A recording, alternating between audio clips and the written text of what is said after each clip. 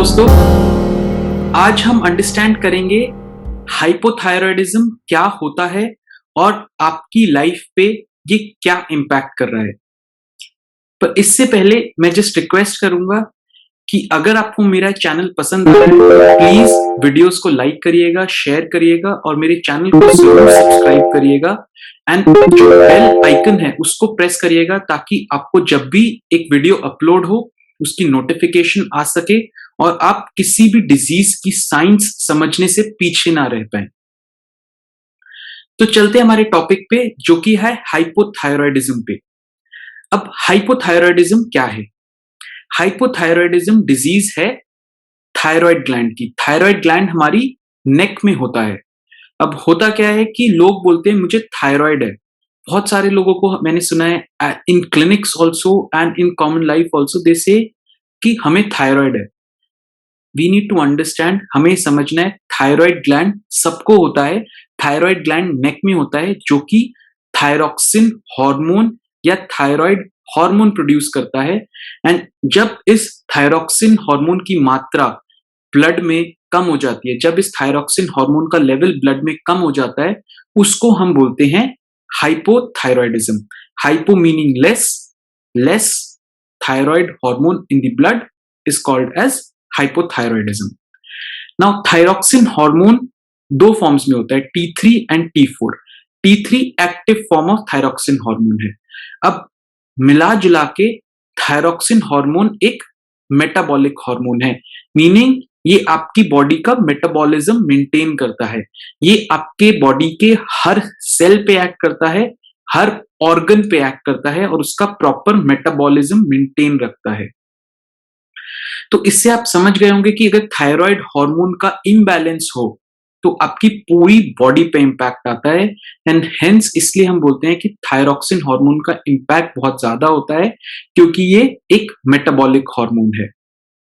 अब अगर ये एक मेटाबॉलिक हार्मोन है और इसकी शॉर्टेज हो जाती है ब्लड में, तो हमें क्या क्या साइंस या सिम्टम्स आते हैं, क्या क्या ऐसी चीजें होती हैं, बॉडी में बदलाव होते हैं जिसकी वजह से हम आइडेंटिफाई कर सकें कि हाँ ये थायरॉक्सिन हार्मोन के रिडक्शन से हुए हैं।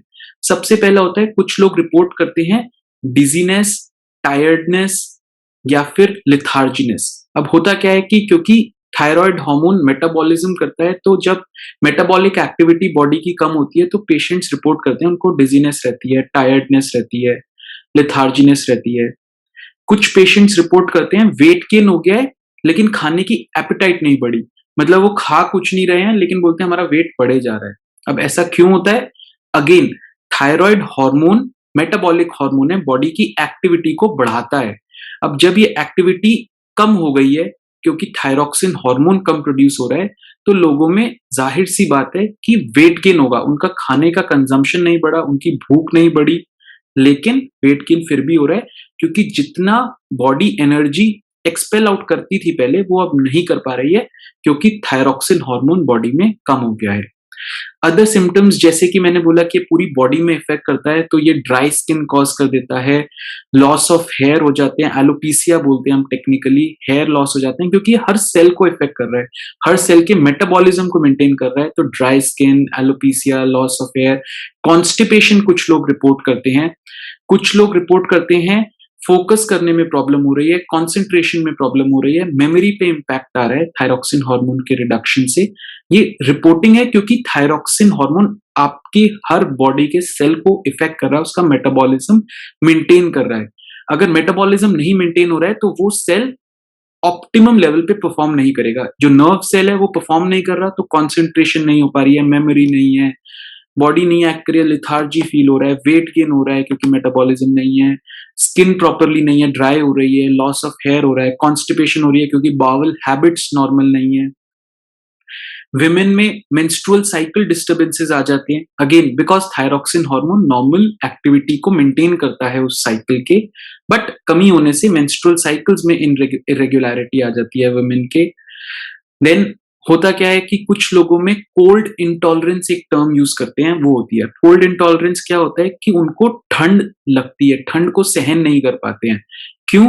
क्योंकि ठंड को सहन करने का बॉडी का रिएक्शन होता है शिवरिंग, मेटाबॉलिक एक्टिविटी अपनी बढ़ाना। मतलब मेटाबॉलिज्म बढ़ता है तो उससे हीट प्रोडक्शन होता है।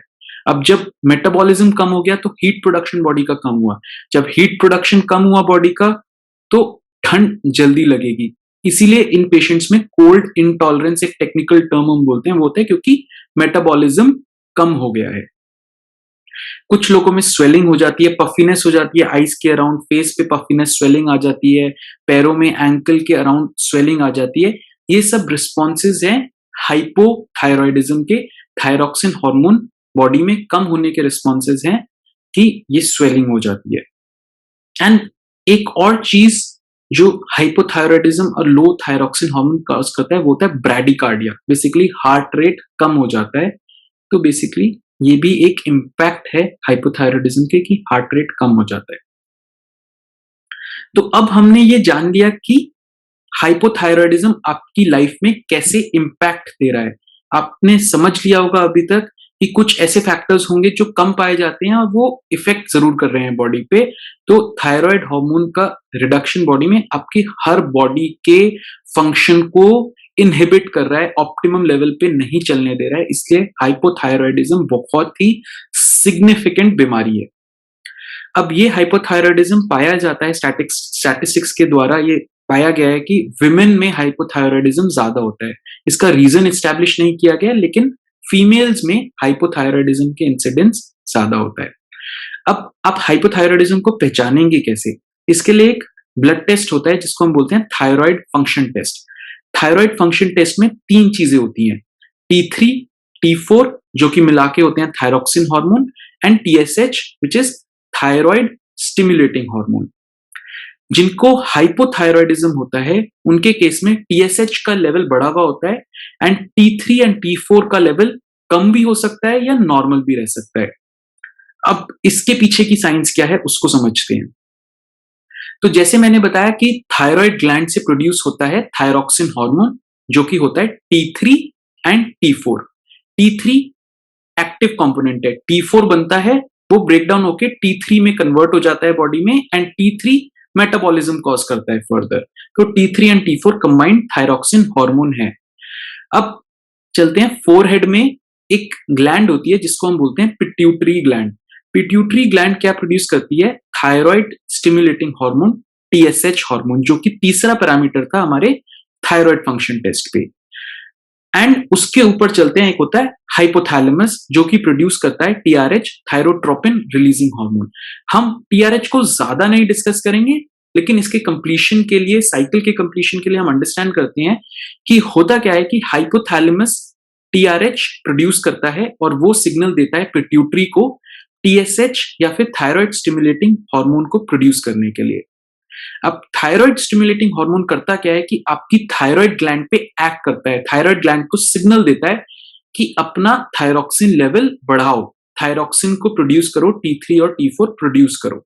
तो ये तो हो गया पॉजिटिव लूप जहां के हाइपोथैलेमस पिट्यूटरी को सिग्नल दे रहा है TRH के थ्रू, पिट्यूटरी सिग्नल दे रहा है थायराइड ग्लैंड को TSH के थ्रू। अब जब बॉडी में thyroid gland T3 and T4 thyroxine hormone ज्यादा प्रोड्यूस कर लेता है, जैसा कि होता है हाइपरथायरॉयडिज्म के केस में, जिसमें कि थायराइड ग्लैंड से ज्यादा थायरॉक्सिन हार्मोन प्रोड्यूस हो रहा होता है या थायरॉक्सिन की मात्रा ज्यादा होती है। ऐसे केस में क्या होता है कि ये thyroxine hormone negative feedback drive करता है पिट्यूटरी ग्लैंड को और हाइपोथैलेमस को, और उनको सिग्नल देता है कि बॉडी में थायरॉक्सिन का लेवल ज्यादा हो गया है, आप हाइपोथैलेमस अपना TRH कम बनाइए, आप पिट्यूटरी अपना TSH कम बनाइए, क्योंकि बॉडी में थायरॉक्सिन की मात्रा बढ़ गई है। अब रिवर्स होता है हाइपोथायरॉयडिज्म में। हाइपोथायरॉयडिज्म में क्या होगा? T3 एंड T4 कम हो जाएगा, थायरॉक्सिन हार्मोन कम होगा और ये सिग्नल देता है पिट्यूटरी को और हाइपोथैलेमस को कि बॉडी में थायरॉक्सिन की मात्रा कम हो गई है, प्लीज अपना production of TRH and TSH बढ़ाइए। पिट्यूटरी को स्पेसिफिक सिग्नल जाता है डायरेक्ट थायराइड ग्लैंड से कि भाई अपना TSH लेवल का प्रोडक्शन, थायराइड स्टिमुलेटिंग हार्मोन का प्रोडक्शन बढ़ाइए, क्योंकि मुझे बॉडी में कम थायरॉक्सिन दिख रहा है। आप सिग्नल बढ़ाएंगे तो आप थायराइड ग्लैंड से ज्यादा थायरॉक्सिन हार्मोन का प्रोडक्शन करवा पाएंगे। ये होता है फीडबैक लूप। अब इसमें क्या हुआ कि TSH की मात्रा बढ़ गई। अब इस TSH की मात्रा बढ़ने से कभी कभी क्या होता है, thyroid gland optimum level of thyroxine hormone produce कर जाती है। तो इसीलिए मैंने बोला कि हाइपोथायरॉयडिज्म में ये श्योर है कि टीएसएच लेवल हमेशा बढ़ा हुआ मिलेगा। T3 T4 नॉर्मल भी हो सकता है, कम भी हो सकता है।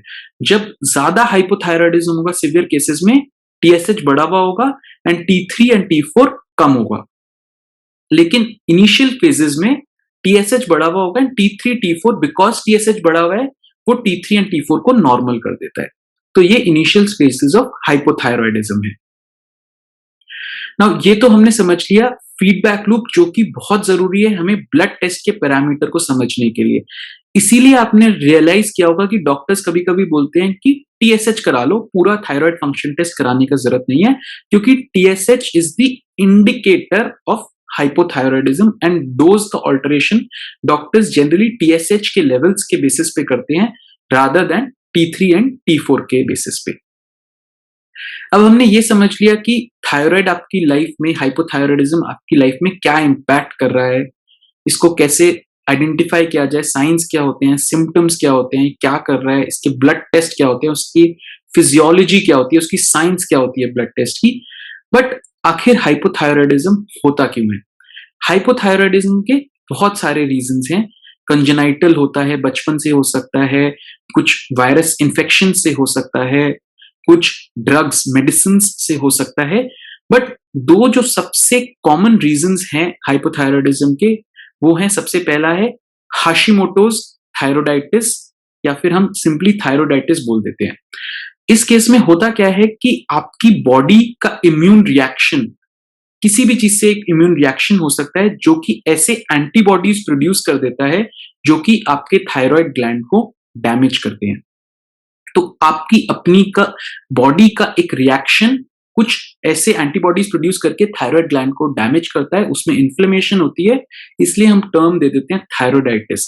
इसको हम बोलते हैं ऑटो इम्यून रिएक्शन, मतलब बॉडी खुद का इम्यून रिएक्शन क्रिएट करके अपनी बॉडी को ही डैमेज करे जा रही है, एंड ये होता है हाशिमोटोज थायरोइडाइटिस। अब इस केस में होता क्या है कि इनिशियल फेजेस में हाशिमोटोज थायरोइडाइटिस में जब ग्लैंड सबसे पहले डैमेज हो रही है तो कभी कभी थायरोक्सिन हार्मोन का लेवल बढ़ जाता है, क्योंकि ग्लैंड डैमेज हो रही है तो जो भी बचा कुचा थायराइड हार्मोन है वो बहुत सिग्निफिकेंट अमाउंट में रिलीज होता है। तो कभी कभी डॉक्टर्स उसमें कंफ्यूजन हो जाता है कि पेशेंट को हाइपरथायरॉयडिज्म है या थायरोक्सिन हार्मोन बढ़ गया, और उसको रिवर्स सिम्टम्स, थायरोक्सिन बढ़े होने के सिम्टम्स होते हैं, पसीना आएगा, बहुत ज्यादा मेटाबॉलिक एक्टिविटी बढ़ जाएगी, ये सब सिम्टम्स हो सकते हैं हाइपरथायरॉयडिज्म के या थायरोक्सिन हार्मोन एलिवेशन के ड्यूरिंग इनिशियल स्टेजेस ऑफ हाशिमोटोज थायरोइडाइटिस। लेकिन इवेंचुअली जब ग्लैंड बहुत ज्यादा डैमेज हो जाएगा तो ऐसे केसेस में क्या होता है, जब ग्लैंड डैमेज हो जाएगा तो थायरोक्सिन हार्मोन का लेवल कम हो जाएगा एंड हाइपोथायरॉयडिज्म सब्सिक्वेंटली आ जाएगा। तो इस केसेस में कभी कभी इनिशियली थायराइड हार्मोन बढ़ा हुआ है बट अल्टीमेटली थायराइड हार्मोन घट जाएगा, एंड ट्रीटमेंट उसके अनुसार हमें मॉडरेट करनी पड़ती है, क्योंकि हमें पेशेंट्स के सिम्टम्स कंट्रोल करने हैं। जब इनिशियल फेजेस है तो वो सिम्टम कंट्रोल करना है, सेकेंड फेज में दूसरा सिम्टम कंट्रोल करना है। नाउ ये तो हो गया हाशिमोटोज थायरोइडाइटिस। सेकेंड होता है आयोडीन डेफिशिएंसी हाइपोथायरॉयडिज्म। अब आयोडीन एक बहुत ही इंपॉर्टेंट कंपोनेंट है थायराइड हार्मोन का, या थायराइड ग्लैंड के फंक्शन के लिए आयोडीन की जरूरत बहुत ज्यादा है, क्योंकि आयोडीनेटेड सब्सटेंसेस प्रोड्यूस होते हैं थायरोक्सिन हार्मोन के अल्टीमेट प्रोडक्शन में, एंड हेंस आयोडीन का रोल बहुत ही ज्यादा होता है। एंड जो पॉपुलेशन पहाड़ी पे रहती है या ऐसे डाइट खाते हैं जिसमें आयोडीन कम होता है, उनमें पाया गया है कि आयोडीन डेफिशिएंसी हो जाती है, गॉइटर हो जाता है, थायराइड ग्लैंड बड़ी हो जाती है क्योंकि वो थायराइड हार्मोन प्रोड्यूस करने की कोशिश कर रही है, लेकिन आयोडीन की डेफिशिएंसी की वजह से प्रोड्यूस नहीं कर पा रही है। इसीलिए बोला जाता है, इसीलिए आपने सुना होगा आयोडाइज्ड सॉल्ट बोलते हैं। इंडिया में आयोडाइज्ड सॉल्ट का कंजम्पशन बहुत जरूरी है, क्योंकि आयोडीन डेफिशिएंसी हिली एरियाज वगैरह में बहुत ज्यादा होती है, एंड अगर आप फूड में आयोडाइज्ड सॉल्ट ले रहे हैं तो डेफिनेटली आयोडीन की डेफिशिएंसी नहीं होगी, and iodine deficiency goitre hypothyroidism आपको नहीं होगा। तो ये तो हो गए दो सबसे इंपॉर्टेंट कॉजेज ऑफ हाइपोथायरॉयडिज्म। अब चलते हैं ट्रीटमेंट पे। अब ट्रीटमेंट में मैंने बताया कि बॉडी में 2 थायरॉक्सिन हार्मोन्स होते हैं, T4 and T3। Basically T4 produce होता है, ये ब्रेक डाउन होके T3 में वो कन्वर्ट हो जाता है एंड T3 आपकी बॉडी में एक्शन करता है फॉर मेटाबॉलिज्म। अब डॉक्टर्स क्या एडमिनिस्टर करते हैं? T4। हम जो एल्ट्रोक्सिन या थायरोनॉम दवाइयां लेते हैं वो कुछ नहीं, बस T4 के फॉर्म्स होते हैं जो कि हम कंज्यूम करते हैं या पेशेंट्स को देते हैं, तो T4 होता है। क्यों?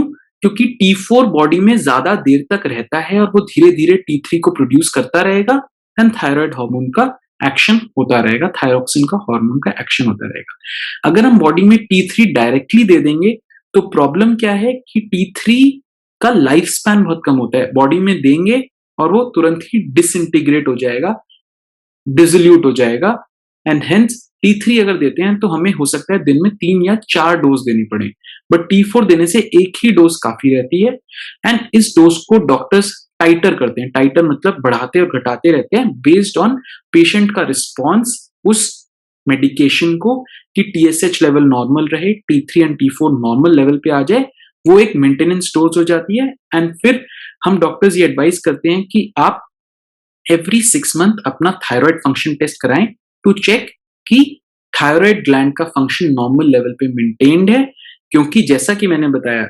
थायराइड हार्मोन अगर कम हो जाएगा तो ये आपकी बॉडी में बहुत इंपैक्ट कॉज करता है। इसीलिए जरूरी है कि एवरी 6 मंथ्स अगर आपको हाइपोथायराइडिज्म है तो आप ब्लड टेस्ट कराएं, चेक करते रहें कि आपकी मेडिकेशन ठीक चल रही है या नहीं। एंड यस, अपनी मेडिकेशन को ना छोड़े। यहां पर मैं एक छोटा सा डिस्क्लेमर दूंगा कि इस वीडियो में आपको जो भी इंफॉर्मेशन मिली है उसके बेसिस पे कोई ट्रीटमेंट चालू मत करिएगा, उसको स्टॉप मत करिएगा।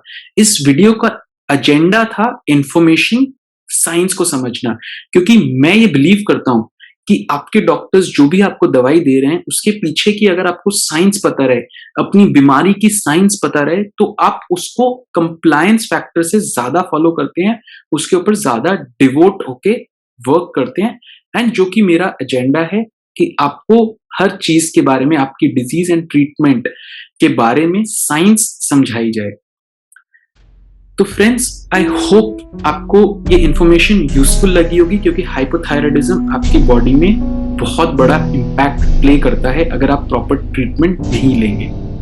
तो अगर आपको मेरा ये वीडियो पसंद आया है तो प्लीज इसको लाइक करिएगा, शेयर करिएगा और सब्सक्राइब करिएगा और मेरे अगले वीडियो का जरूर इंतजार करिएगा। थैंक यू एंड धन्यवाद।